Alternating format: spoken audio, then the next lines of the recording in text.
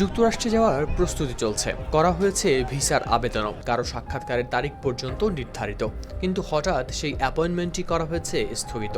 Donald Trump দ্বিতীয় মেয়াদে দেশটির ক্ষমতায় আসার পর গ্রহণ করেন কঠোর অভিবাসন বিরোধী নীতি। এর অংশ হিসেবে যুক্তরাষ্ট্র জুড়ে চলছে অভিবাসন বিরোধী কঠোর অভিযান। এর মাঝেই বিশ্বজুড়ে মার্কিন দূতাবাস ও কনসুলেটে ভিসা অ্যাপয়েন্টমেন্টের সময়সূচিতে সাময়িক পরিবর্তন আনছে ট্রাম্প শাসন। তবে এর অর্থ ভিসা দেয়া পুরোপুরি বন্ধ হয়ে যাচ্ছে এমন নয়। মার্কিন পররাষ্ট্র দপ্তরের এক মুখপাত্র মঙ্গলবার জানান, বিশ্বজুড়ে দূতাবাস ও কনসুলেটের কর্মকর্তাদের জন্য একটি প্রশিক্ষণ কর্মসূচি শুরু হয়েছে, আর সেই প্রশিক্ষণের সঙ্গে সামঞ্জস্য রাখতেই পুনর্বিন্যাস করা হচ্ছে ভিসা অ্যাপয়েন্টমেন্টের সময়সূচি। বার্তা সংস্থা রয়টার্সের প্রতিবেদনে প্রকাশ পেয়েছে এই তথ্য।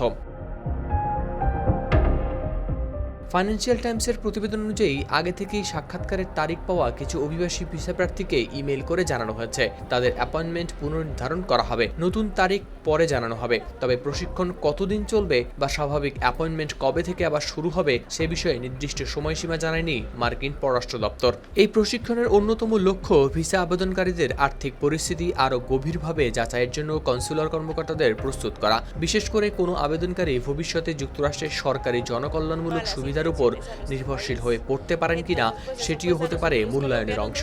ট্রাম্প আগ্রাসীভাবে অভিবাসীদের বহিষ্কার ও অভিবাসন বিরোধী কঠোর অভিযান চালিয়ে যাচ্ছেন।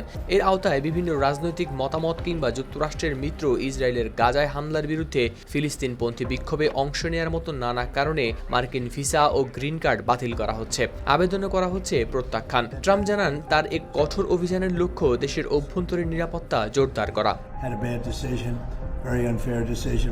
এদিকে ট্রাম্প প্রশাসনকে অভিবাসন বিরোধী অভিযানে কিছু আইনি বাধার মুখোমুখিও হতে হয়েছে। গেল শুক্রবার যুক্তরাষ্ট্রের একজন বিচারক প্রশাসনের এমন একটি নীতি বাতিল করেছেন যার অধীন বাংলাদেশ সহ ৭৫টি দেশের আবেদনকারীদের অভিবাসী ভিসা দেওয়া স্থগিত করা হয়েছিল।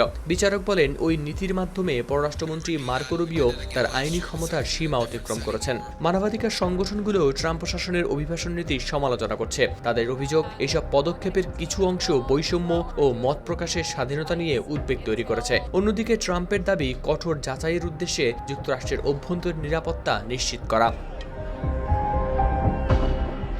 হাওলাদার শামীম, RTV।